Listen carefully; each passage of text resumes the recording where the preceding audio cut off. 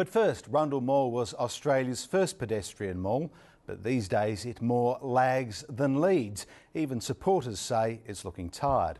Now, a review headed by Rundle Street East developer Theo Maris is set to recommend the most far-reaching changes to the mall since it opened 35 years ago.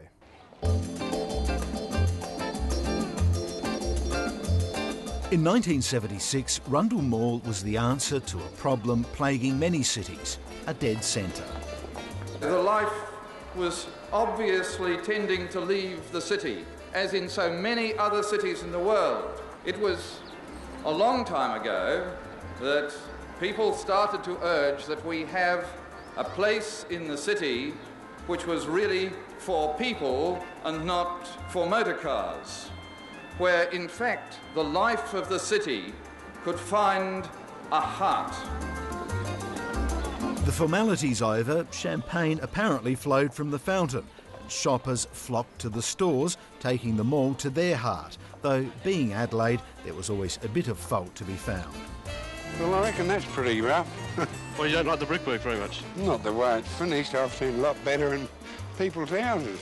Ground floor is just not enough. For one young man, though, all of this was an inspiration.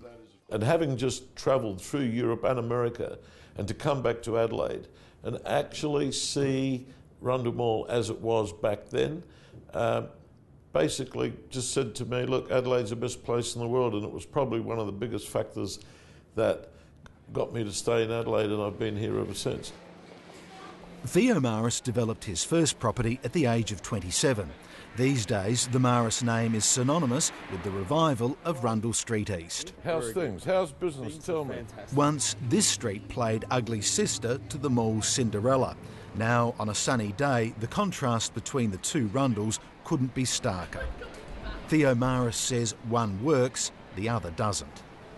You can see the difference that 30 new tenants make who are unique and exclusive to this area. People come here, they come here for a purpose, they come here deliberately to buy this type of product, and then of course they wine and dine, and here there is a mixture of uses. Unfortunately, we've missed that boat at the moment in the mall, where we do not have the cafes, the restaurants, the pubs and the other offerings. We don't have the cinemas, and they're the sort of things that we've got to bring back. This is a tale of cities and retail centres throughout the world. You know, they have their heyday, they go into decline, and then it's the responsibility of not only the council and the state government, but also the community to back regeneration projects, and we're at that phase now. Gawler Place does work, and Gawler Place works because it's got a variety. 12 months ago, Theo Maris was appointed chairman of the Rundle Mall Management Authority. He's being overseeing a new master plan for the mall, a process that has some key backing. Getting Rundle Mall right is really important because it attracts people to the city. I mean, we are a city-state. Ultimately, the overall majority of South Australians do live within Adelaide, and people identify the city as being the central place to do business. What is already an undercover section of our city. Theo Maris says this is the first public look at some of the proposals. What's slated is more than a paint and paving job. The authority is targeting new big-name shops that aren't in other centres. It involves extensive changes to Gawler Place. There'll be more use of vacant upper storeys, greater use of electronics and social media. It looks at public transport. It looks at laneways off the mall.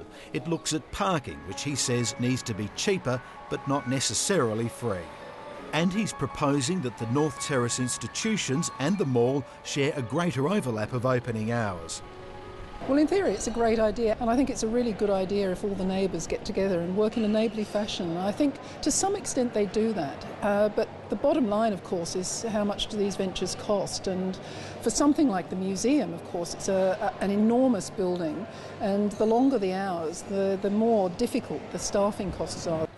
What's not working here is obstacles. Then Theo Maris took 7:30 on a tour of the mall's ugly bits, starting at the Pulteney Street entrance. Rubbish bins, bikes, and then we have, it's a kiosk in the middle of the mall which actually clutters and closes the mall down. The clutter, he says, would go, but the businesses would be rehoused in the mall. The tour finished at Gawler Place, which he describes as third world. Really what we should be doing here is this should be pedestrianised, this should become a boulevard, the same as Rundle Mall, all the way through to Grenfell Street. For a start, that means shifting the taxi ranks out. If you want to make an omelette, you must break eggs. But a good omelette also takes a light hand, otherwise it's rubber. The mall has already won concessions from the Shoppies Union over opening hours. Theo Maris says there's still not enough flexibility. Well, Rundle Mall doesn't use all the trading hours that are available to it now. Stores are able to open in Rundle Mall till 9 p.m, Monday through Friday, and most of those stores do not elect to do that. So I think it's unreasonable to say that there isn't enough flexibility in the Act when Rundle Mall isn't actually using all the trading hours that are available to as it stands. And then, of course, there's the cost. I think that we really need in the order of about $30–35 million to effect the proper change, and that's something that I think we should be talking to both, of course, the Adelaide City Council, but I don't rule out some help from the state government as well. We'll certainly be looking for state government partnerships on all of these major projects. It is the CBD of our capital city, a place where more South Australians come than anywhere else in South Australia. And I'm looking to build partnerships with the state government, and they need to invest in our capital city.